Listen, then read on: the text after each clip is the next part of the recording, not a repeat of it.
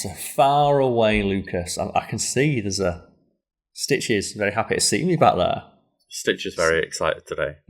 Are we going to explain what that is, or is it just too funny? No. Okay. It's fine. So, welcome one and all to another episode of Wiki Weekdays, the podcast where myself, Karl Smallwood, and my co-host, Lucas Holland.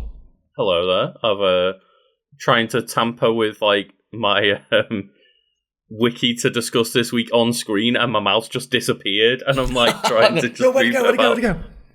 Yes, and as the name suggests, Wiki Weekdays is the podcast where myself and Lucas track down a wiki from the lengths and breadths of the internet and bring it forward for discussion. And I believe this week, my friend, you are going first. And while you prepare your wiki for presentation, just a reminder for the audience at home that we have a little game on Wiki Weekdays where it is which wiki won this week. So feel free to let us know in the comments after listening to the whole thing.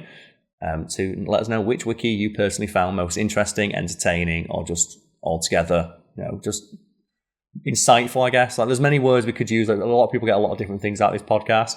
I feel probably more people than I'd care to know probably listen to this to go to sleep. Yeah, and as a person who listens to podcasts to go to sleep, I say fair play. Yeah. I do not judge people for that. Yeah, we'll tell you what, let us know how good a night's sleep you had listening to this. I was going to make a loud noise into the mic. Smooth, dulcet tones, letting you sleep far away. I was going to do something awkward into the microphone, but considering I can't put down my coffee cup without someone complaining it's too loud, I'm not going to do that. But what wiki do you have for us this week, Monfrey? Well, I have a wiki that is essentially just a jumping off point. Okay, which we do sometimes. We do indeed, yeah. And I'm getting really hyped listening to people. Right now we're recording just after Gamescom's happened, and people are talking about Starfield. I'm getting really hyped about the idea of playing Starfield, and I'm yes, don't want to do a wiki on Starfield yet because the game's not even out. It doesn't exist. So I thought I'd talk about one of my favourite little encapsulation moments in one of the Fallout games. Which would be Vault 108, which is one of the fan favourite vaults that everybody knows about. Is this the Gary Vault? It is the Gary Vault, of course it is. This might be one of the most requested things we get to talk about. Joe, it'd be really fun to talk about. The Gary Vault from... It's what is there to talk about besides it's got a bunch of people in it called Gary? And I figured it's just a fun way to have, as I say, a little jumping off point to discuss Bethesda games and Fallout games in general. Of course, yes. So we're all on the same page. What does the Fallout Wiki say about Vault 108? Well, what it says, Karl, is Vault 108 is a Vault Tech vault located in the Capital Wasteland in 2277. Mm-hmm. It is located south of Canterbury Commons and northeast of Corvega Factory. And this one was Fallout 3, I believe, right? Yes. Fallout 3 is the one that everyone dislikes. And then Fallout New Vegas is the one that everyone likes, yeah. Because I remember one of the articles I wrote many years ago that got me the most hate mail is when I accidentally credited New Vegas to Bethesda. And you better believe that... it's Obsidian made that game. Obsidian. And we fixed it within an hour. Yeah. And I was still getting emails about it a week later. Even though we fixed the article and changed the credit. Because clearly, it'd been posted in a forum somewhere, and they were just reading the forum, getting mad and finding me. It's always check for corrections, folks. Yeah, and that's the thing, obviously everyone deserves the credit, and Obsidian made a very good game in New Vegas. Did, yeah. So it just made what Fallout 3 was great for, and just, let you have an ending that was actually legitimate. Lucas, this is your journey, your path. I can't take away this choice from you. Forks, the radiation immune super mutant, as your mission is walk into a radiation filled chamber that will insta kill you the second you walk inside. It might be the most bullshit excuse I've seen for selling DLC. And that's the thing is, you had to buy, I think it was the Broken Steel DLC to then unlock the continuation after the end of the game or the end of the main quest. I believe, if I'm thinking correctly as well, I think that DLC also included a line by Forks. It added the option to do that. Yeah. And that's the thing is like they allowed different ways of doing it. Also, if you went in and did it yourself, you just woke up and they went, it turns out the radiation didn't actually kill you. You just passed out for a while. It's like, imagine having a game as big as like a Starfield, a Fallout, a Skyrim, one of the other Elder Scrolls, whatever, and just being like, oh, the moment you finish your main quest, you're done with the game. Yeah. And keep in mind as well, the game never tells you this. That's one of the chief complaints. Until you're in the room where you can't leave. You're not allowed to leave yet. It even has unique endgame items that you can pick up in that room and never use. Oh, dear. But we'll go back to, Fallout 3's actual, like, fun moments, which were the side quests, not the main quest. Which, unfortunately, you couldn't go to Vault 108 if you decided to do the main quest first. Yeah. And it was a baffling decision all around. It was indeed. Construction on the vault began in March 2061 and was cut short in December 2069 due to a work stoppage. It was built to accommodate 475 residents for a total of 38 years. And bear in mind, like, we are, in 2277? So the 38 years, that has not come to pass. Exactly. And something that becomes very clear, pretty much from the outset in like every Fallout game, is that Vault-Tec is an evil corporation. Like the Fallout series is a very obvious just teardown of capitalism and how it doesn't work and how like profit, like above all else, always leads to failure and ruination for companies. And how funny is it to you that no matter how much or how clear the game is in that with that messaging, you always get someone who'll be like, no, it's not. It's not political in a game called Fallout. About, a literal fallout of a nuclear war. Caused by politics. And then the results. And then the fact like corporations and rich people. Yeah. Use that still got that 10 penny tower. Of course. Still my favourite thing to do is just let the ghouls in. Yeah. Just, like, literally eating the rich. Yeah. And it's that thing, is it? Like, everybody always says, like, Megaton, which is understandable. Because the game pushes you straight to Megaton, so 99% of people must have had that interaction with Megaton of, like, do you blow up the city or not? That is, like, one of them early game iconic moments. I still find it hilarious how that's presented as, like, a moral choice of... It's the good choice to not cause nuclear annihilation again. Yeah, but, also, they are literally asking for it. Some of them, anyway. Some people, they have, like, is it the Children of the Atom? The Children of the Atom that are like, no, we were meant to die via this bomb. We were meant to be blown up. Let us die. It still cracks me up that, like, there's a really great H-Bomber Guy video on it of, like, why Fallout 3 sucks, where he's talking about how the morality system in that game is laughable. Because the choices are, like, murder someone or don't. And they talk about how they single out like reviews of the game, talking about like the complex morality system over footage of them shotgunning innocent people in half with VATs. And it's like, there's no nuance. There's no nuance allowed in video games, Lucas. And that's the thing, is we obviously started out with morality systems being very good for Star Wars games, and that's all about it. Because it was just, Jedi or Sith. Well, Joe else had a really great morality system? Fallout 2. That's why people like Vegas so much, because it makes the morality a lot more nuanced. And there's like the ability to talk through your problems and, get people to come around to your line of thinking, or vice versa, you go around to theirs. That's why they have like the weird faction system. And the faction system is, very good. And one of the reasons why I kind of like stuck with Fallout 4 but didn't... Fallout 4 was like, we're improving the combat and we're doing the base building, and the RPG side kind of fell to the wayside a little bit. Another settlement request aid. Yeah. From the Minutemen. Like that guy, Preston Garvey, you can teleport. Why did he buy out? But I remember once I was like, I think I was in the middle of an enemy base and he teleported behind me saying another settlement requires aid. Like, I was in the middle of, like, what is it, the Institute doing their mission, and he just appears behind me. It's like a settlement requires aid. It's like, is it not clear that I'm in the Institute wearing Institute armor, that I want to be on their side, not yours? You're up in, like, was it like the Brotherhood of Steel, like a Zeppelin that you're on, and just Preston just, like, teleports in, like, hello.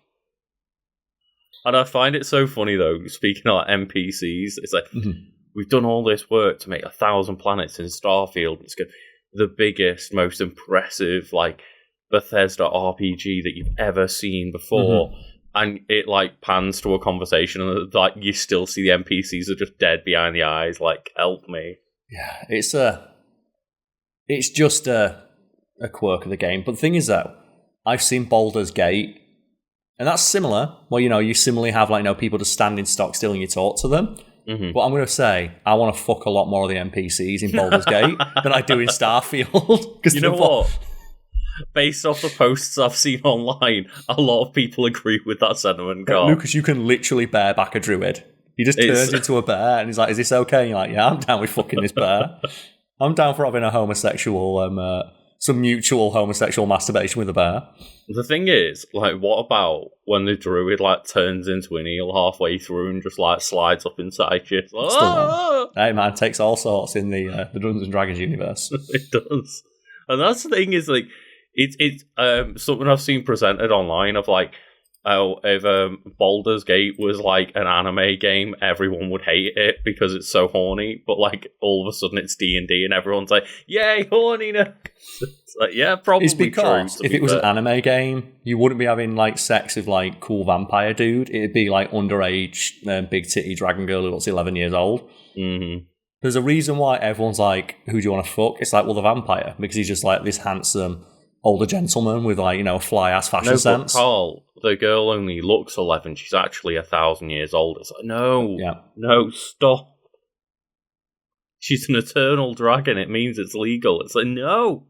So from what I've seen as well, like Baldur's Gate, has a variety of body types and sexualities catered to.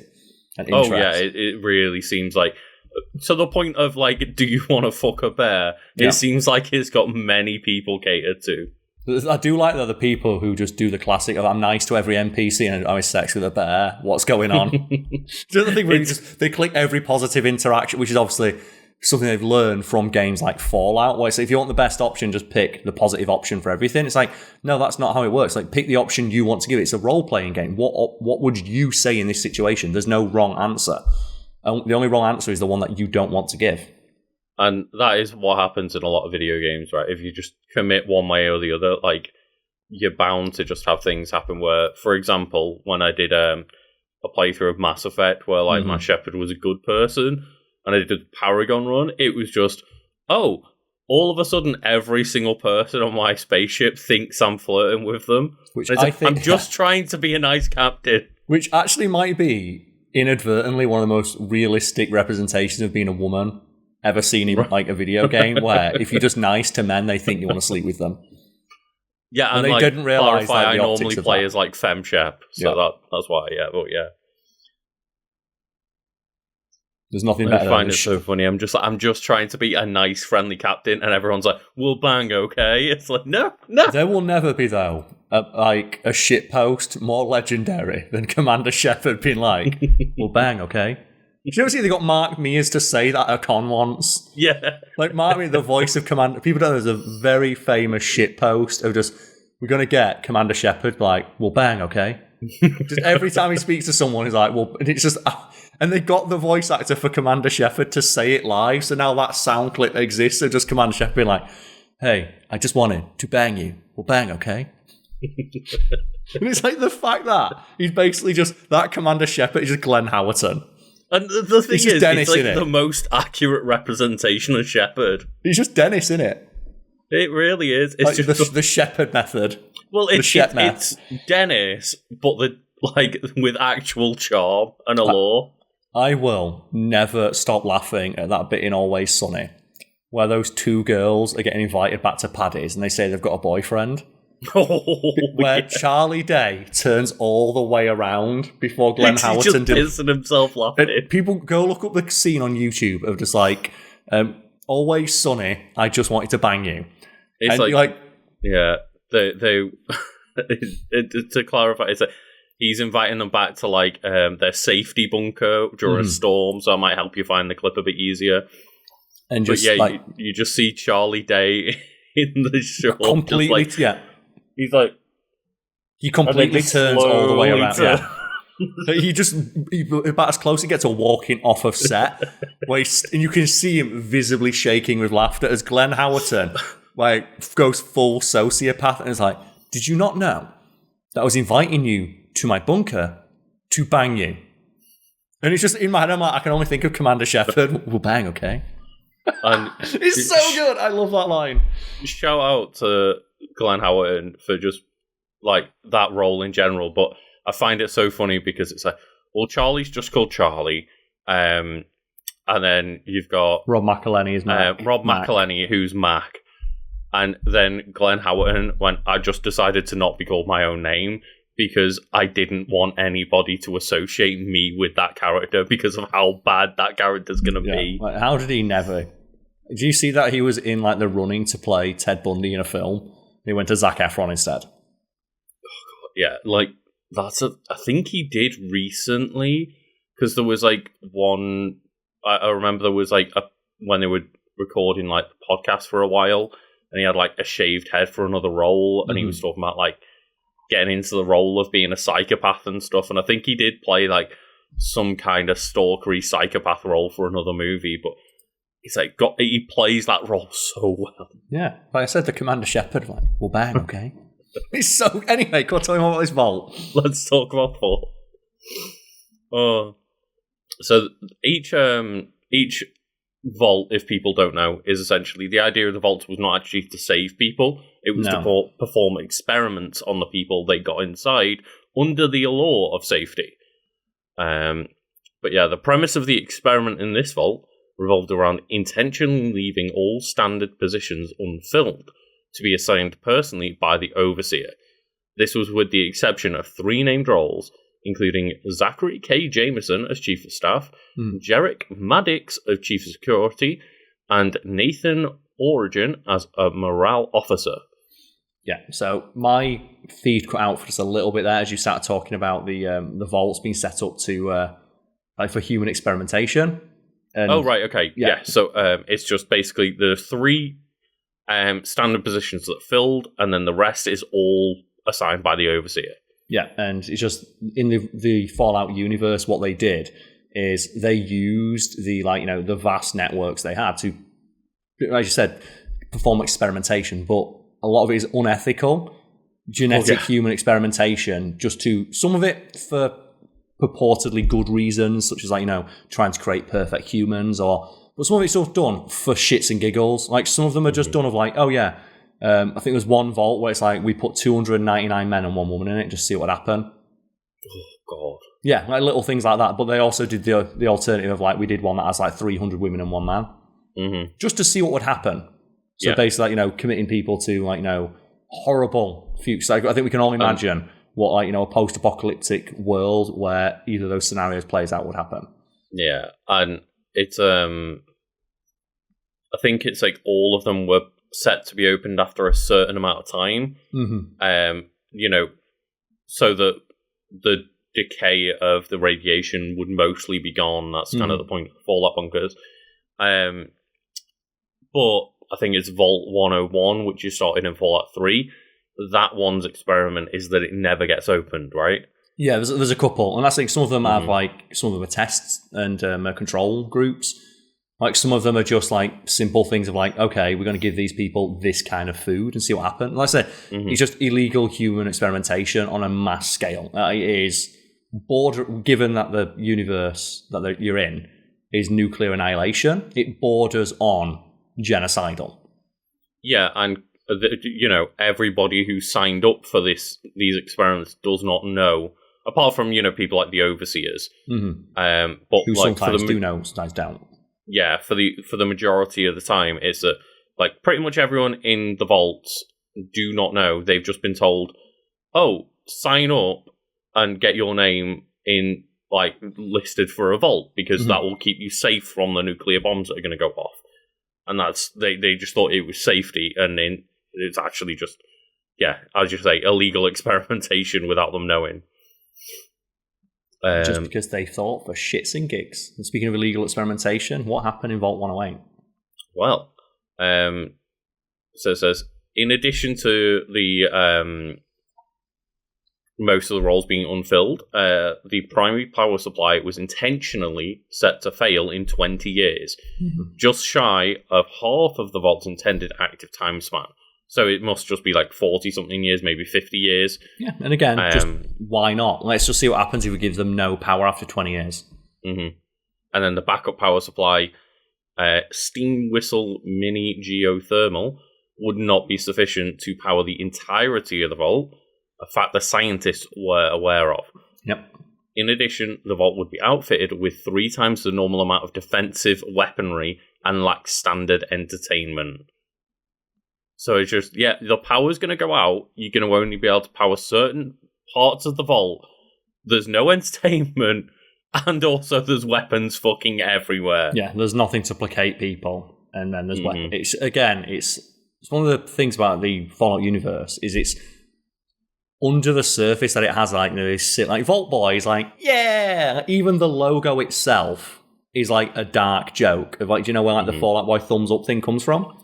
It's the explanation. I believe it's if you hold up your thumb against a nuclear explosion, your thumb covers up the explosion, you're a safe distance away. Yeah, which is why like Vault Boy is doing a thumbs up with like one of his eyes closed. He's doing that. Like everything in that, it's so this dark humour. That is macabre sense of gallows humour that's present throughout the universe. For the most part, if you're not aware of that, it's just, oh look, like a fun little Fallout Boy, and then just like not Fallout Boy the band. Yeah, Pete Wentz just going mental in there, but like it's just, oh yeah, he's happy, and all the videos are like, oh look at this happy chappy. What if he got radiation? Oh, big whoopsie. Yeah, and it's like, oh yeah, okay, look at us going into these vaults and living happily ever after, and it's like.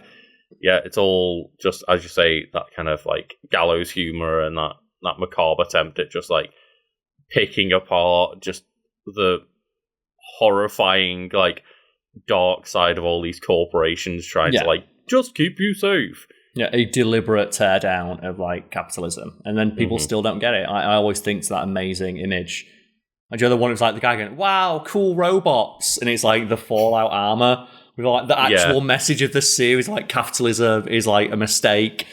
Corporations will like annihilate human need for profits, and then it's just like the guy like, wow, I love like the amount of people who think that the Brotherhood of Steel are the good guys in Fallout is hilarious. God, yeah. It's like, well, they're just trying to bring order to the wasteland. It's like via force. It's like, or in Fallout New Vegas, the amount of people who side with the NPR. So, well, trade routes are safe. It's like, yeah, because they kill everybody who doesn't listen to them. Is that every single faction is just a different variation upon we will murder anyone that doesn't agree with us? It's like, right, okay. Yeah, and that's the whole point, isn't it? It's like everyone's an arsehole. Mm-hmm. And even just going back to Vault 108, it's like, this vault is literally, like, they tell you will be safe from nuclear war, and the intention is to have your power fail on you halfway through its active duty, and then let everyone murder each other. Yeah, just to see what's going to happen. Yeah, to see if, given no entertainment and a lack of power and a heft ton of weapons, will everyone just resort to murdering each other? And so how do we end up with like 50 Garys then? Well, the overseer role scientist chose Brody Jones, who, according to the pre-assignment medical test, had a genetic disposition for a rare type of cancer. They estimate this would cause his death in a little over 3 years after the project's start date. The scientist noted that these two events should combine to allow a proper catalyst that allows this project to continue as planned, which means, again, you'll be left without an overseer and things are going to go wrong. Yeah, so they deliberately chose an overseer who was genetically predisposed to die after 3 years.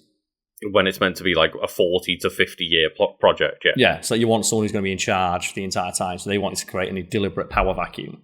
Mm-hmm. Again, because why not? Because let's see what happens. Because fuck it, you signed on that dotted line. Scientists within the vault furthermore engaged in a series of cloning experiments, Karl.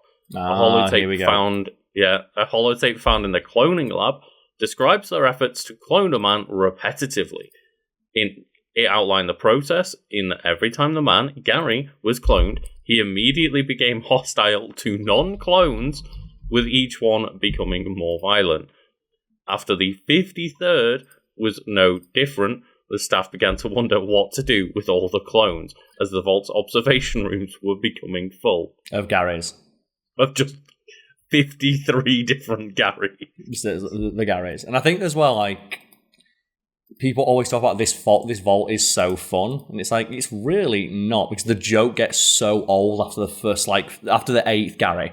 I want to say I got sick of it by the 8th Gary, and there's 50 of them. That's the thing is, but it does provide a really fun, memorable moment when you walk into the vault and all you hear is Gary. Yeah. It's like, because that's all they say, right? Is just Gary. Yeah, they just say Gary. Yeah. Because these people are just clones after clones after clones are shoved in observation rooms that are not given any like entertainment or education or anything. It's just all they know is that they are Gary. They are the human equivalent of artifacted JPEGs. Yeah. Like every time that you create a copy, like they get more and more deteriorated. A common trope in like media that involves cloning. Just at the end of this description here, it says, shortly thereafter, Gary 54 exhibited the same increased aggression, this time injuring Dr. Peterson during an examination. The entry also states that they will be destroying some of the clones to make room for, quote, many more tests.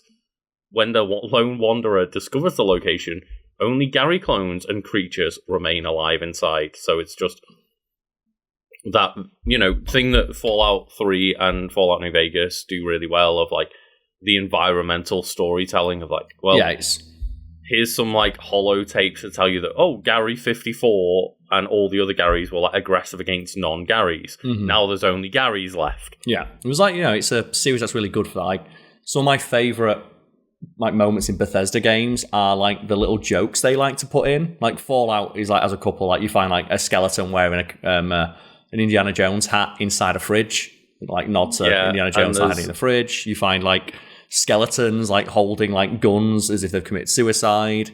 There's a troll in one of the, I think, Oblivion, under a bridge, surrounded by 50 bottles of wine and a suicide note. Because just like the troll was sick of people making fun of it, so it just stole all the wine. And that's the thing is, like, I love those ones. I remember one in Fallout that's like quite early in the game where it's just like, there's like two skeletons that are like shoved into the corners of this like long hallway, and there's a little ramp and a motorcycle like just inside the ceiling, and it's like, yep, okay, we saw what happened here. We try to do that. Like the other one that I like is there's a place, I think it's either in New Vegas or 3, I forget which, where they have it's a ship and they have a grated floor. And if you go underneath the grated floor, it's just full of forks and spoons and knives because it's directly below the mess hall. So like, people keep dropping forks down there and don't go get them. It's like little bits like that. I'm like, okay, that kind of makes sense. I like that. Yeah, and this is kind of like partly why I'm a little bit scared about like Starfield's planets all being like procedurally generated, apart from like, the couple of unicorn planets. But we'll see what happens with that. And I really enjoy the idea that whenever I leave a place in one of these games, because the bodies and like items persist throughout the game, is I leave them in a state to like have, I imagine in my brain like somebody else coming into this after me and being like, why is everybody like stripped naked, piled on top of each other next to the fireplace, and there's just a bear rug on top of them? It's like, what is going on? What happened here? So things like, we all do it every now and again. You boot up Skyrim, Oblivion, Fallout, whichever one is happens to be your poison. And just every now and again, I'll go in and I'll always play as an Argonian who steals people's shoes. Just it's really funny to me, like when I like go to my house and just what I do is walk into my house and just drop the shoes on the floor and leave. And it gets like, when you get 15, 16 hours in, you walk into your house and there's just 150 pairs of shoes on the floor. I don't know why I do. I don't know why I have that very specific compulsion in Skyrim. I've mentioned it before, but I remember like mentioning that in New Vegas, I collected all like the T-Rex toys that I could find. Of course, yes. But then like going to get that footage on my 360 for like a clip for a Fat Fiend video. Yeah. And just my Xbox must have crashed like 5-6 times trying to just get a like bit of footage to show what happens when I move inside that room with like 600 T-Rex dropped. Like all the physics that you get, the Xbox melts trying to calculate the physics of 600 little T-Rex statues. But I really, that's why I just wanted to talk about this, because like I love bringing up moments like that, and I love the fact that they mentioned, because they know, and like in Starfield, right? That's the game that's coming out. I think so. I don't. I've said it so many times that I'm like, now you're starting to question it, are you? I'm just more looking forward to Elder Scrolls 6 in 2030. Yeah, in many, many years.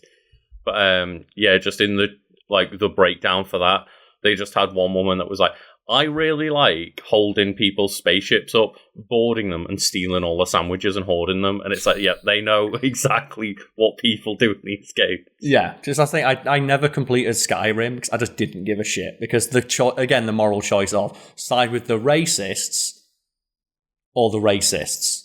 And it's like, well, I'm just going to go do my own thing and just be an Argonian who steals people's shoes.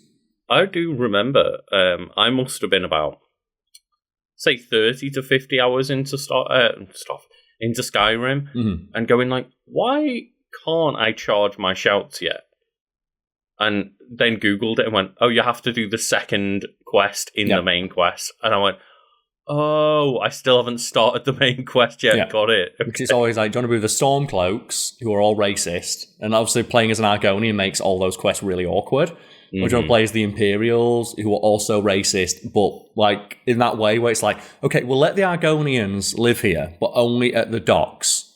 So you've got to go to the Argonian ghettos. It's like, how about you go fuck yourself and I'm going to steal all your shoes? I'll join the Dark Brotherhood instead. The Dark Brotherhood, they don't care. Like which of like Tamriel's races you belong to, as long as you can steal shoes. Do you not just want to be a Jarl of Whiterun and like summon a storm accidentally in Whiterun and have everyone like struck by lightning and have a bounty on your head? That's what I did. Is like just accidentally called Storm because I didn't know what it did yet. Oh, and all the NPCs that could die in Whiterun died. I was like, oh. Oh, but yeah, that was just the Fallout Vault 108, the Gary Vault. The Gary Vault. And there's not much to say about the Gary Vault, but I figured it would be fun just to talk about like Bethesda and RPG games for a bit. It's surprising how many people have like nostalgia for that, when it's like, I guess it is an interesting moment in the game, but the amount of like, it's probably one of the most requested things about the series is to talk about the Gary Vault. It's like, what can you say besides a bunch of people called Gary live there that are all clones? I think it's actually more interesting, like the setup of the vault than the Gary bit. The universe itself is more interesting than the end result of the Gary Vault. Like, it's far more interesting to talk about the vaults themselves and their setup and the idea behind them. At least to me, anyway. Yeah, to me as well. Like, some people might just want us to talk about 54 Garys for a long, long time, but to me, the concept of the vault is way cooler. It is to me, yes. Similarly. But I guess we can take a quick break and then get onto your wiki, Karl. Hell yeah. And we are back, Karl. We are indeed, yes. Before we get into my wiki, Lucas, we have some housekeeping to do, as we often do, yes? Of course, yeah. And just, if anyone would like to contact us about any business opportunities that may take place during said break in the middle of a podcast, wink, wink, then you can contact us at wikiweekends@gmail.com.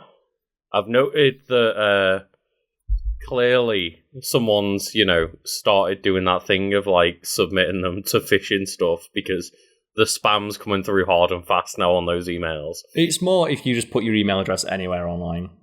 Yeah, that's the thing. Is like I noticed it happens like the as soon as it goes on like Spotify, for example. Like there's the one for the previous podcast is just like flooded every day. And it's great. I will never forget though when after we did that video on Fact Fiend where I said like fuck Donald Trump, someone signed. It always makes me giggle because of like how petty they must have been to do it. Is they signed the Fact Fiend contact form up to gayyoutuberconnect.com or something like that, and I was like, I'm not gay. And I don't need help getting laid, but I like the idea that this guy got so mad. He's like, you know what, really not. I'm going to sign up his YouTuber contact business email to like get spam from a website for gay content creators to meet up. And the fact that they thought that'd be an insult to me, I'm like, I don't see that as an insult. It's not very useful for us, but it's not an insult in any way. It's just cool. Okay. I love to. I think about the psychology of the person who made that decision. It would have been way better and more insulting to get signed up to Donald Trump's mail list. Yeah. Which don't do that, by the way. No. That man needs all the help he can get, but not from me. He won't be getting any from us. And speaking of all the help you can get, as you know, we've got more stuff like so. I was just going to mention that, as of the release of this podcast, a couple of days ago, Karl and I started playing through Mass Effect on my Twitch channel, which is Legend of Kanto, and the way that we are hopefully doing it, because I need to go make sure that it's working after we are done recording, is that viewer rewards should set our morality. So chat can basically decide whether during the moment we are going to be Paragon, Renegade, or Neutral. Yeah, I can't wait for people to get so mad when one of the people dies. Because we haven't done a perfect run. It's like you can go watch 50 perfect runs on YouTube. Let's do one that's not perfect because that's at least different. The entire premise and the entire reason we decided to do it this way was because, well, at least if we allow chaos into the run, it's going to feel a bit different from the other 10 times we played the game. It's like I always talk about when I went to play Undertale, and every person, it was like, you're doing a perfect run, right? You're doing a pacifist run. You're doing a pacifist run, right? And it's like, why do you only ever want to see one version of this game play out? Same thing with another game like Detroit Become Human. You can't do streams of that game because if you try and do the non-good run, people get mad because the character they like dies. And it's like, well, yeah, that's the whole point of a role-playing game. Decisions sometimes don't work out. Yeah, there's meant to be consequences to your actions, and if you want to embrace chaos, just come over to our Twitch. We're going to be doing it on Monday nights, 10 p.m. BST, roughly. I say roughly because it's normally about 10 minutes past 10, but 10 p.m. BST. And we'll just be going through some Mass Effect 1. Mass Effect 1, we're not committed to the entire trilogy because we're seeing how the first one goes through and seeing how we want to carry on. But yeah. And it seems like we're doing a very video game heavy podcast today, Lucas, because I have picked the wiki for Niko Bellic. Ooh, okay. So, Grand Theft Auto 6 is constantly being rumored to come out soon. There's not been any hint of an announcement, but there was that leak a few months ago where someone just hacked in and got, here's just a working build of Grand Theft Auto 6. Yeah, but Karl, Grand Theft Auto 6 is coming out this year, right? I don't know.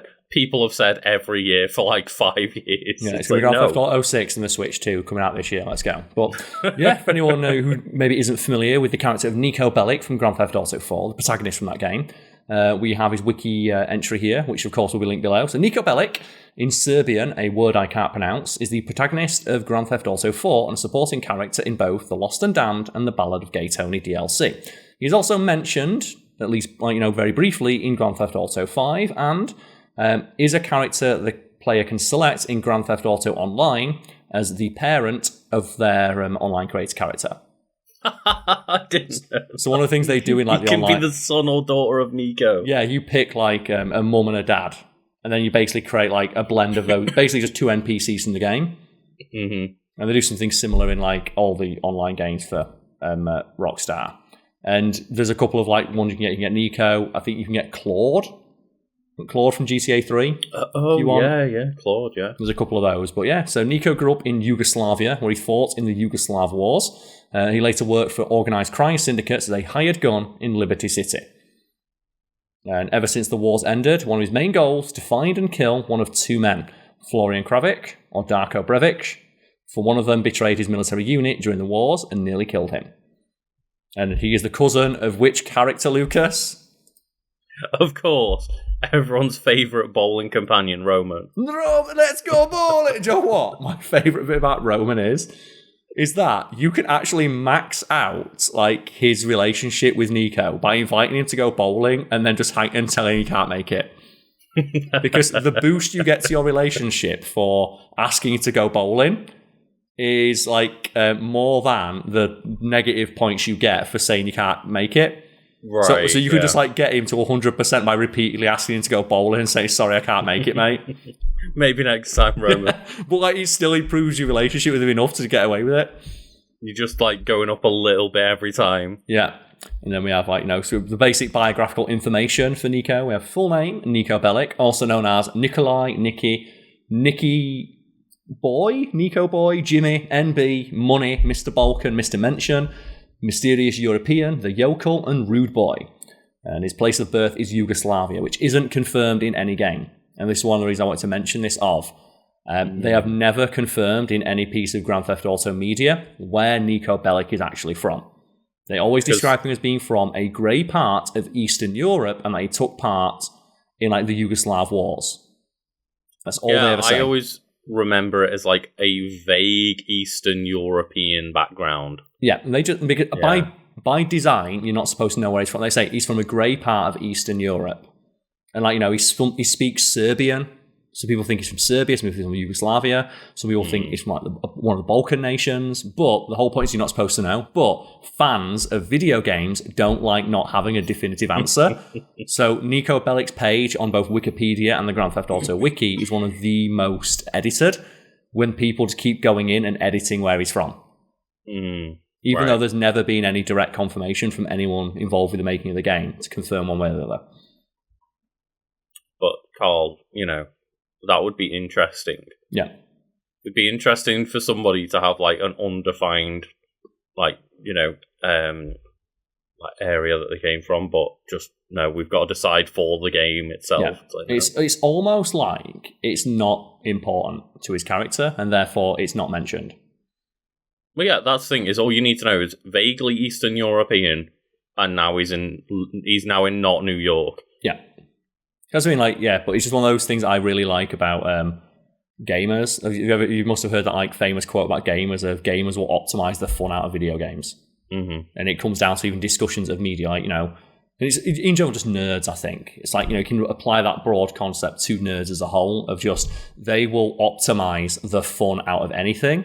Mm-hmm. And think about how many discussions we've had on this very podcast about various things like nerd interest, anime, manga, films, video games, comic books, and then there's always one person who's like, well, no, actually it's this, because they don't want to have a discussion. They say, well, if there's not an answer, I don't want to have a discussion. Karl, for the past near on 10 years, I've been a Destiny player, and talk about optimizing the fun. Whenever there is, here's a really, really fast but awfully boring way to get loot. People grind their face against that wall. Yeah, there's a really great Folding Ideas video about Warcraft, where he talks about how people have optimized the fun out of Warcraft to the point where if you don't have a perfect, flawless, optimum build, you'll just get immediately booted from any raid. Right. Because without the optimal build, it'll take a few seconds longer, and people can't be having that. Well, that was famous in Destiny 1 of Galahorn only. Mm-hmm. If you don't have the exotic rocket launcher Galahorn that was optimal for DPS at the time, you would just get booted from every single raid or whatever. Yep. Just any activity that was high level, if you don't have Galahorn, you're not in.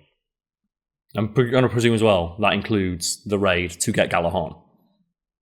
No, it was a random drop. So there was one time, one weekend where Xur sold Galahorn, but at the time, rocket launchers were deemed useless for DPS, so it wasn't worth buying it. But then Galahorn was the exception, and no one realised until they had it. And then all of a sudden it was like, oh, how'd you get it? Random drop. There you go. It's just not. It's like, we talked about Star Wars a couple of weeks ago, didn't we? And we were talking about just little fun things about the universe that don't make sense to us, and it's it opens up an avenue for discussion that we enjoy. The thing about turning lightsabers off. Mm-hmm. And I put that on Twitter, and the amount of Star Wars fans they refuse to have the conversation. Well, no, in the extended universe they say this. It's okay, but that's not canon to the movies anymore. Let's talk. We're talking about the movies now. But in the extended universe they say this. Okay, but we're not talking about this. We're talking about the movies. Do you want to have a discussion? No. In the extended universe, they say this. Like, but we're not talking about this. We're talking about the movies. And they can't accept it because, well, no, there's an answer. It's like, but it's not because they're different things. As I summed it up, it doesn't stop the answer being fucking dumb. Exactly. Because, like, you had one person say, like, oh, the Sith find it, like, dishonourable or whatever. And I just kept responding with the picture of Anakin Skywalker cutting children in half for a lightsaber. But we're not talking about Star Wars, Karl. But I just thought it was an interesting thing that like Niko is categorically not from Yugoslavia. We don't know where he's from, and that's the point. But biography, early life, Niko was born in Yugoslavia. It was implied that his father was an abusive alcoholic. And that's the thing. I love how they say definitively he was born in Yugoslavia, but it's implied that his father was an alcoholic. When Niko says in-game, my father was an alcoholic who beat me. Oh, right, okay. His mother, Militia Bellic, was unhappy that her son grew up in such a harsh place. In conversation with various characters, he realised that he had a brother who died during the war, and also that he dreamed of becoming an astronaut when he was a child. Well, he can become an astronaut in the game if you, like, glitch into that, like, swing set. The swing set, yeah. Niko just ascends into the heavens. It's like, Niko will become an astronaut, whether he likes it or not. That is the thing is, I obviously remember vague details about GTA 4's plot of like, you know, it's a breakdown of the American dream of someone coming over to Liberty City and finding out that, oh shit, maybe life isn't just better in America. What's the whole point? Is it? The GTA series is a satire on American life. Yeah. And politics and consumerism and all that good stuff. I don't remember too much about Niko or the story they're from, other than, like, I say, the vague kind of overview. But I do remember all the dumb fun shit you could do with the physics, like the swing set. Of course, yes. And I always bring it up.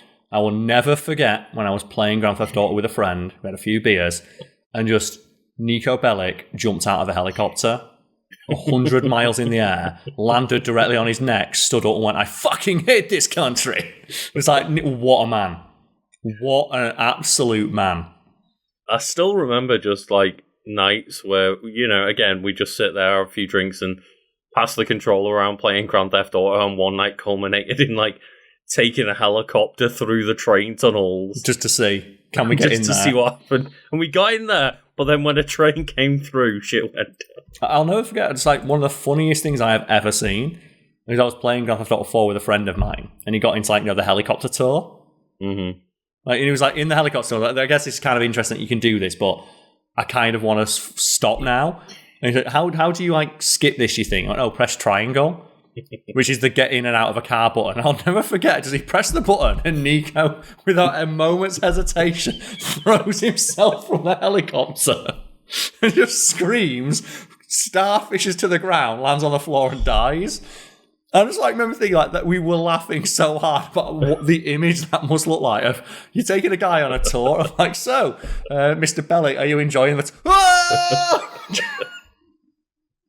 So, on your left, you will see the Statue of Liberty. Whoa! I love that the Statue of Liberty in like the Grand Theft Auto universe is carrying a coffee cup, and also has a beating heart inside of it. Yep.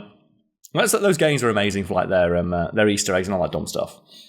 Yeah, for sure. And it's like, I can never get over the fact that like every time you do dumb stuff like that, it's just, you wake up 12 hours later with $2,000 less and you're perfectly fine. It's like, what is in these hospitals? It's like, you know, as well, Grand Theft Auto is not real because in the Grand Theft Auto universe, the cost of staying in a hospital is proportional to your wealth.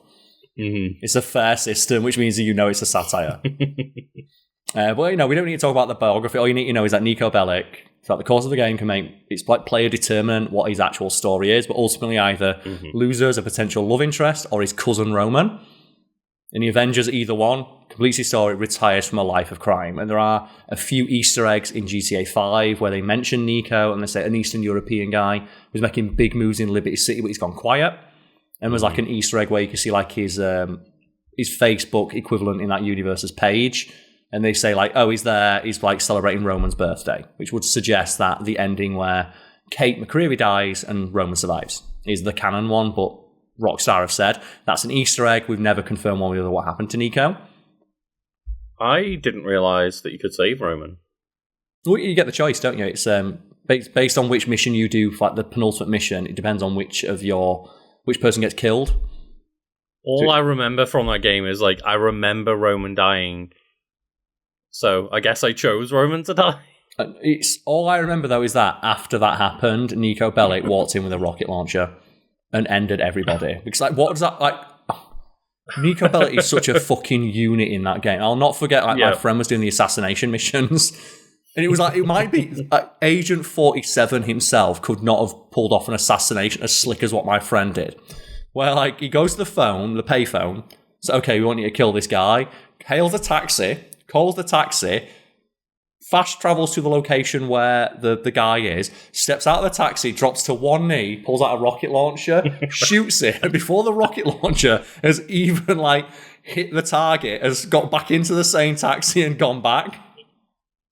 It's just like, what does that look like? Like, Niko Bellic steps out of the taxi, one knee, rocket launcher, back in the taxi, all right, I'm done. And he just hit the guy, and he got the thing for, like, you killed the guy, escaped the area, and then he just fast travelled away. I think one of my favourite clips of Grand Theft Auto, like, seeming, stuff like that, is some clip I saw online of, like, Grand Theft Auto 5, where Michael's piloting, like, I think it's like a giant Zeppelin or something. Yeah. And just crashes into the side of the museum, which flings him perfectly out the window into the cutscene trigger. Yeah. And he just stands up and walks into the cutscene like nothing happened. I love, like, because we talked about, Fallout, a sandbox-style game. Grand Theft Auto is so good for, like, just seeing what you can do to break the physics of the world. Like, I played so much with my friend, and I remember, like, just the first time we were playing the game and got hit by a car, and the Euphoria engine in Grand Theft Auto 4, and we laughed so hard when Niko Bellic just went onto the bonnet, did a perfect starfish, and rotated 6 times. And we just couldn't stop laughing at how, like, funny it looked. Because it's like we'd never seen a game like let you ragdoll. It's like, that thing, ragdoll is so good in video games. Put more ragdoll in video games. I'll never, ever forgive the lack of that Euphoria engine going forward. It was some weird rights issue. It was like someone else owned it, and they just couldn't put, like, they had to get a worse version of it. It was, like, used in, like, GTA 4 and those 2 Star Wars Force Unleashed games, and then I never saw it in, like, anything else. The Euphoria, and it was so good. Apparently it just caused, like, massive physics issues. Like, I don't care. Because they were funny, though. Yeah, that's the thing. They were so funny. I will never forget the moment where, like, my friend was in a gunfight. And, like, it was a cop, like, diving behind cover behind a car. And my friend got him in the foot behind cover, and he stumbled out like this, landed on the floor, as he's like, and he tripped over his teammate who fell over and shotgun blasted himself in the head. And it's like, you don't get that kind of, like, emergent gameplay in scripted games. It's like, I think actually the other game it was in was Max Payne 3. Oh, was it? And I remember how much fun Max Payne 3 was when you could do shit like that. Yeah, because I know it was, like, dumb and probably, like, really expensive in terms of like, your computing power and stuff, so that's it was so probably funny, another reason they didn't use it going forward. But, like, it was so funny to just see moments like that of, like, Niko just like, oh, you're in a gunfight with some cops and someone in a car, just like not a pedestrian, just some like random NPC in a car panics, drives past you, knocks you, and you just shoot yourself by accident. Yeah, like, fly away and die. It's like, oh no. So, like, I think it was my friend who did it. Like, again, it's the same mate. We'd get drunk and play Grand Theft Auto 4. Like, it was so funny. Like, he shot a rocket launch, and you think just the way he said it is, like, a helicopter went past. He just thinks he's so big, so he's got a helicopter and I don't. And shot the helicopter, and he's like spinning round. And he turned around, walked up, and the helicopter hit him. Just a little bit for, bring it, Niko. Well, I was just going to mention one other thing. Okay, go for it. I remember when you, and I presume it was you and this friend had discovered this spot, but you then decided to show me, of, mate, I've got something to show you on GTA 4. And the staircase? You got a fire engine and took it to one route where there's no railing, so the NPCs can be pushed off by the water. There's just for some reason like a 2-foot high wall that people can follow. So you just get a fire engine and just spray water and people, whoa, and you don't get in trouble for it. And just me and Karl losing our shit, seeing, like, how the NPCs all react differently to, like, just getting sprayed by a little bit of fire engine juice just coming right at you. Well, it's like a game that was similar, but like it didn't nearly have as much like polish on it. Was the first Saints Row, where for some reason in Saints Row 1 they never programmed cars to have windows because they presumably no car in Saints Row 1 has windows. It's just one of those things like because they don't want to program in like glass smashing. So what you could do if you were really good is just like throw grenades through the windscreens of cars they went past. And I remember when you were walking down, like you had the pimp cane like that, and just casually threw a fucking pipe bomb over his shoulder that landed through in the passenger side seat of a car that did like a handbrake turn as the guy jumps out and the guy was wearing a hot dog costume for some reason. So he dives out of the car as the car explodes and just cartwheels through the air. As my friends always, pimp cane going, yeah, boy. But just the look of someone in a pimp cane casually throwing pipe bombs over his shoulder. Oh, but bringing back to Gone 4, the appearance of Niko. Niko has brown hair and hazel eyes. He has facial hair that resembles scruffy-looking 5 o'clock shadow, which fits his thuggish appearance. Niko isn't as heavily muscled as characters like Luis or Johnny. He's more slender than both of them. However, he still has enough physical strength and prowess to easily hold his own in a fistfight. And he's capable of pulling himself onto a ledge after hanging by his arms. So he can hang straight and pull himself. And I love that because Niko's like military trained.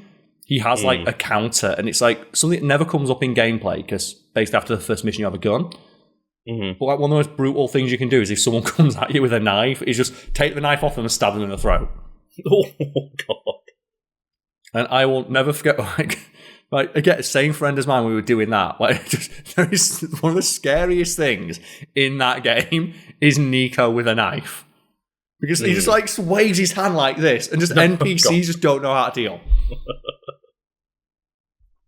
It's terrifying. It says he's also strong enough to twist Bruce's arm with ease. Several characters throughout the story call Niko a big guy, which he often means that he is of tall stature and or heavy build.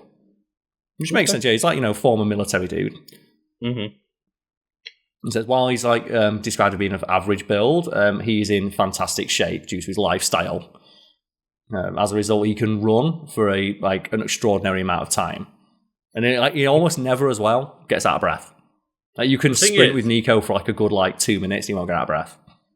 According to my video game, just my safe file of GTA 4, his lifestyle was eating fast food and going to clubs and downing bottles of champagne at a time. I still think one of my favourite screenshots is a mod where they basically put Iron Man into Grand Theft Auto 4. And it's like, the screenshot they used to sell the mod is like Iron Man in the strip club. And it's like, that's the most realistic Iron Man game I've ever seen. And it's just like Iron Man in the full Iron Man armour getting a lap dance. Oh, dear. And they say that in the beta, however, Niko looked kind of different. He sported longer hair, and do you remember the thing that everyone got mad at that he wasn't wearing in the final game? No. Fingerless gloves, which are not available in any version of the game, have been modded in with console commands. And then we have personality and traits. Niko is clearly suffering from a quarter-life crisis. It's not the amount of rocket launcher wounds he had in my game. Niko in general feels frustrated, fatalistic, confused with his life's direction, and is pessimistic, overwhelmed, feels underappreciated, and is often very cynical in his outlook on life. Yeah, he is a very cynical, but wry sense of humour as well. I really like how Niko has he has this very understated sense of humour, and he often plays on people's expectations of being a dumb yokel. He's actually a lot more insightful than his outward appearance would suggest. I did prefer kind of having that split in GTA 5 though, of Niko's a very serious character for the most part, and I did like having the kind of, the serious character, the semi-serious character, and the complete psychopath in GTA 5, depending on what your mood was. And the way they talk about that is, if anyone, the three protagonists in GTA 5, it's Michael, Franklin, and Trevor. Michael's a businessman. Trevor is Michael's a businessman. Franklin is a young up-and-coming gangster, and Trevor is just a psychopath. And that's supposed to be representative of not only the three archetypes of player characters. So Michael, the businessman, similar to your Tommy Vercetti's. Franklin is your gang member, your CJs, and Trevor is just a sociopath. So he's the player character. Yeah. And the way they say it is it's the three different kinds of like GTA players: the people who want to make all the money, the people who want to like cosplay as a gangster, and the people who just want to cause chaos. And they're also representative of like the three personality types, like, you know, the ego, the super ego, and the id.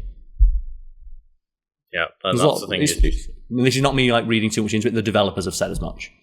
Yeah, and it was always most interesting to leave not playing Trevor for a while and then just like turn back into a Trevor and just be like, what is he doing right now? And it's just half of the time he's just like in a speeding car shooting at someone. Like, yeah, you could start like a 2-star wanted level, and I've not played much GTA 5 because I just didn't gel with the physics. The physics just felt they're a lot snappier but a lot less fun to deal with. But I did enjoy the multitude of Easter eggs they had for like interactions where, say, for example, if you just go to Michael's house and start throwing hand grenades in his front garden, you'll get a text saying, please stop doing that.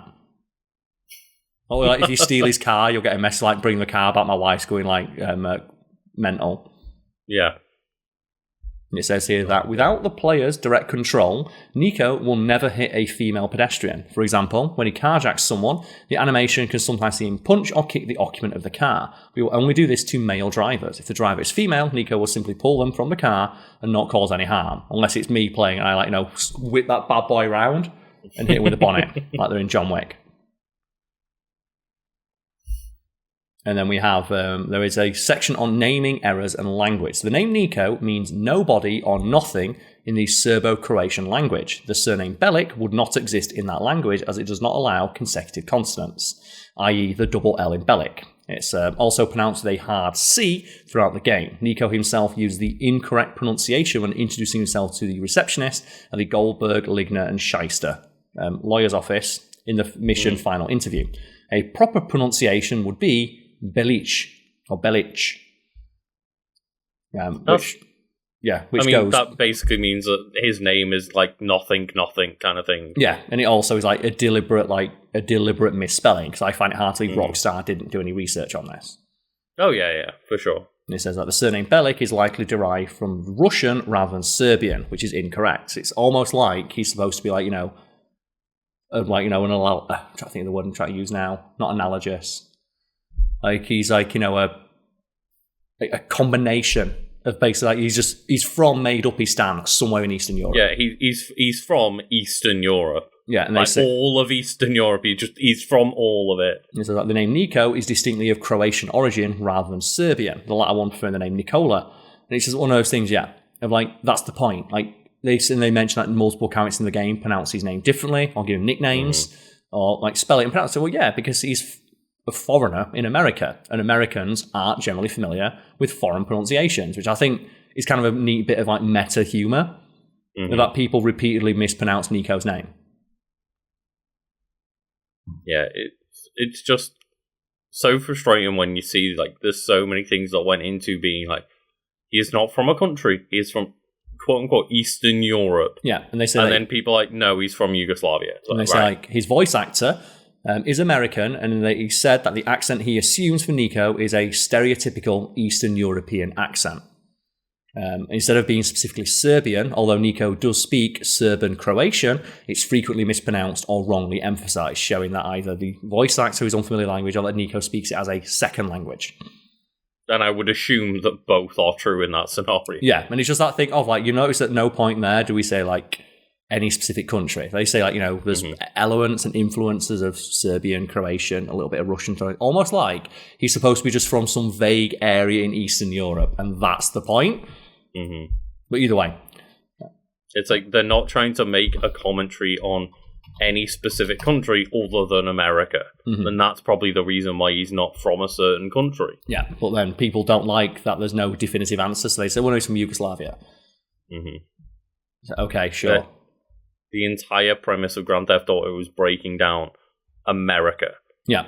And like it's British developers making fun of America. Yeah. And that is what GTA has always been, and that's why it's like, don't worry about where Niko's from. He's from Eastern Europe. Yeah. We're not worrying about that.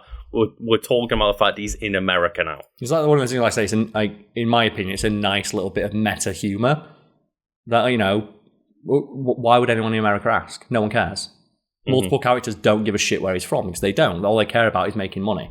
America. But we have some trivia now for people who may want a bit of trivia about Mr. Niko Bellic. So Niko is referenced in an episode of the TV series Criminal Minds, one of my personal favourite TV shows.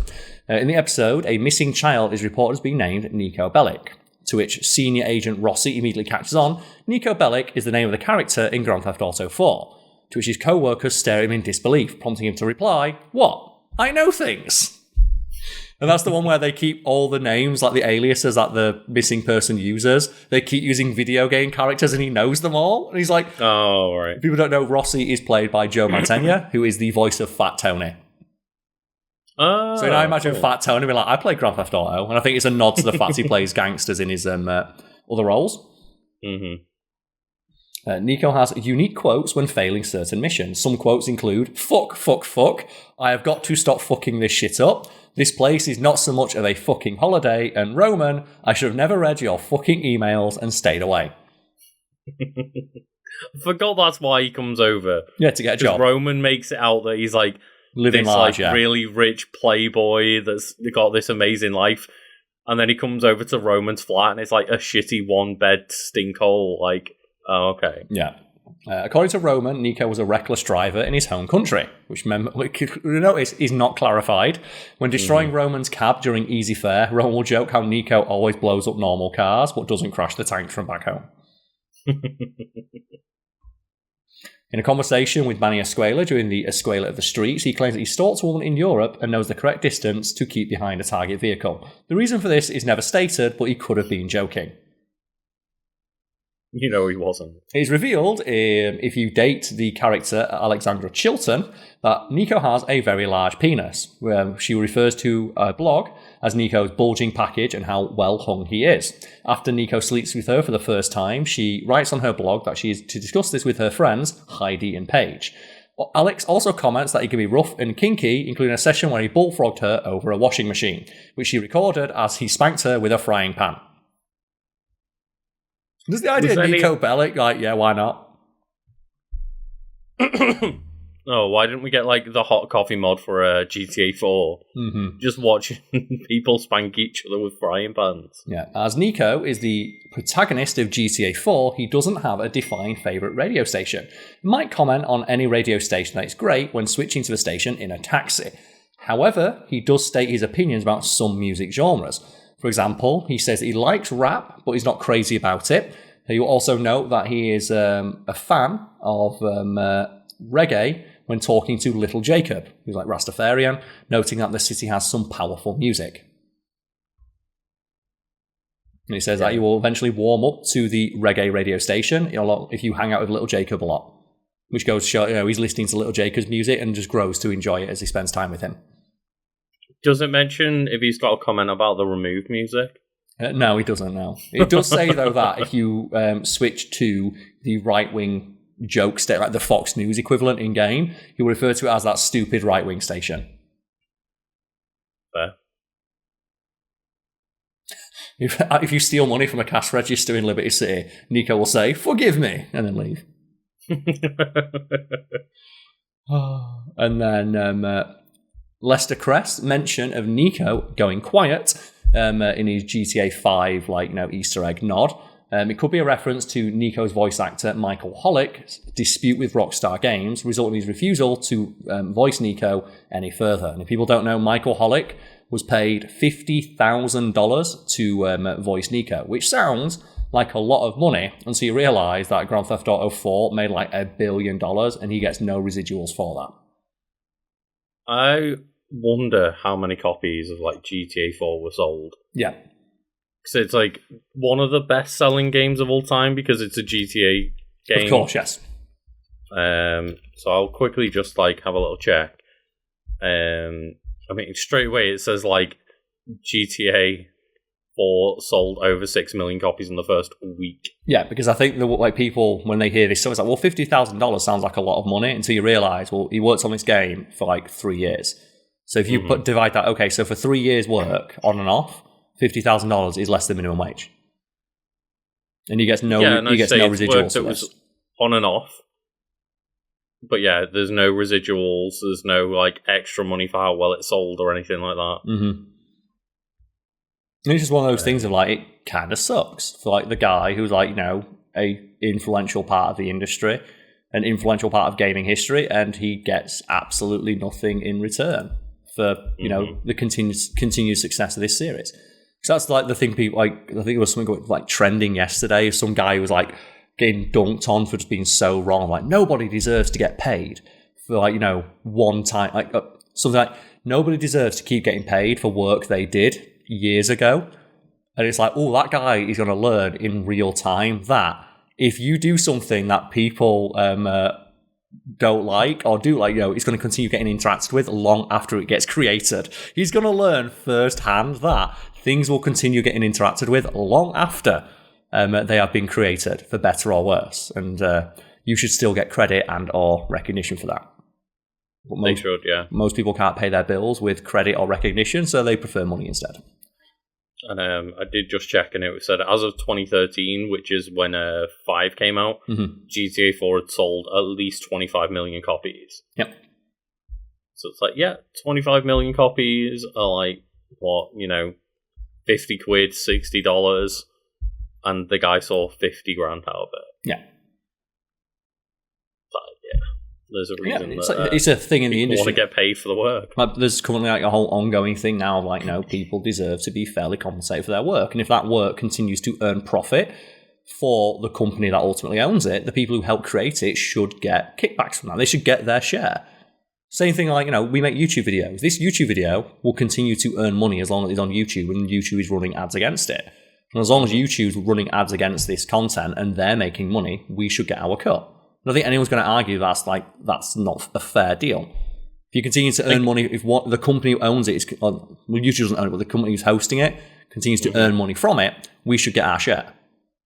Imagine reading the headline that whatever thing that you've worked on is the fastest selling thing in the industry of all time. Like Grand Theft Auto 4 at the time was the fastest selling video game of all time. Yeah. Imagine reading that in the headlines and going, oh, cool. Like, gonna get a bonus out of this or something? Well, no. Fuck you. You got paid once, right? It was like, okay, in which case then, like, what about, do the executives, do they just get that? No, they get a bonus based on how well the game did. Because that's the thing, isn't it? It's like the executives will get a bonus based on how well the game did. Yep. The company still makes money for every copy that's sold. They'll still get their residuals every time that, a copy is got on sale on Steam or something. Rockstar still gets their share of that money. And we're not arguing that just the protagonist should get that.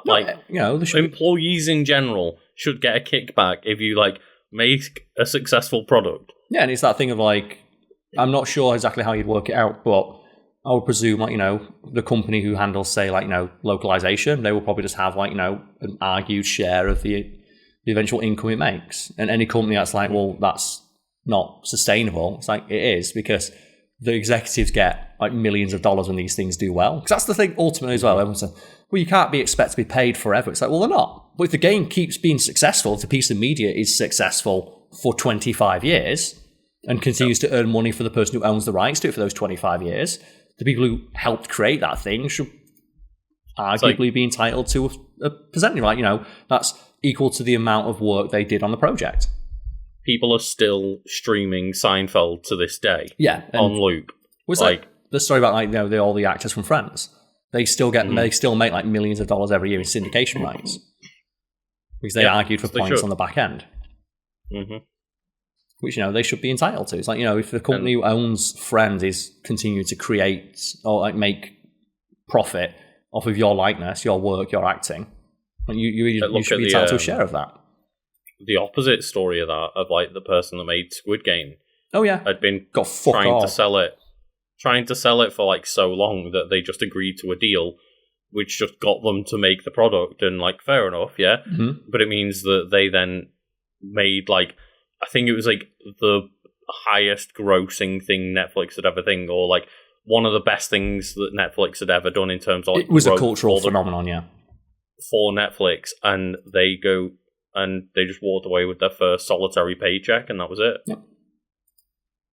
And I don't think anyone's going to argue. Well, there's going to be no non-arsehole out there who's going to hey, that guy doesn't deserve to get paid. Because as long as Netflix is continuing to earn money off subscriptions and people watching that, and their view time numbers go up, and they can report that to their shareholders, who they get I'd say the shareholders get a payout. What the fuck did they do? Yeah, and it's like there was a sizable growth in Netflix when Squid Game was released, and there's literal data to prove that they had an impact on that company. Yeah, and they get nothing for it. It's a fascinating discussion to have. Because it's so strange when there are people like the people on the other side who get annoyed. Like, well, I don't keep getting paid for my job. And it's like, well, did your job create value for something? You probably should. Maybe you should join a union so, you can all band together and talk about that. So, don't be the dickhead who pulls the ladder up behind them, or worse yet, hasn't even climbed up the ladder and keeps kicking people off of it. Let them climb up and then they'll put their hand down and help you. Mm-hmm. There's enough money out there. It's just that it's the wrong people holding on to all of it. Exactly. And that person is Niko Bellic after I play him, because there's nothing to buy in GTA 4. So you end up just spending money on rocket launchers because you've got nothing else to spend it on. He literally just hoards well. Yeah, well, that's the thing, because there's nothing to spend it on. There isn't. There's nothing you can buy in GTA 4. Rocket launchers and clocking bell, and that's about it. That's the thing, by time you've got to the end of the game, you've got £500,000 in your bank account, and rocket launchers you get them for free. Because you met your friends with little Jake, who was like, here's a rocket launcher, and you're like, cool. Yeah, that was Niko Bellic from GTA 4. A game that, I think is one of the weaker entries in the series, to be fair, but I still miss that physics engine. That's the one, yeah. It's probably not the most fondly remembered, because GTA 5 is just such a phenomenon. Continues to earn money to this day. It still makes £1 million a day, I think, in just shark card sales and online sales and stuff like that. But GTA 4, never forget, they had a billboard in Times Square with Niko's face on it. This game was an event. Yeah, fastest selling game of all time at the time. Yep. So it's yeah, it's all thanks to Niko Bellic. Just wanted to go bowling. Perfect. All right, so I guess so people in the audience, let us know which wiki you thought won this week. Yeah, and thank you all for joining along and talking about whatever random tangents we went on this week. Yeah, talking about video games. We mostly just wanted to talk about physics in video games, didn't we? Just physics and we'll bang, okay? Just say, I just wanted to bang you. Goodbye. The best bit about that shit post, we'll bang, okay, is the fact the character is saying it to is a hospital bed. And it's do you remember? They're in the hospital bed on the drip, dying, and it's you hear the flatline tone. It's he's we'll bang, okay. Fucking commander shit. I'm going to be saying that so much during the playthrough later. Every time you speak to him, well, bang, okay. You've got to get that as a sound clip that plays in people's sub.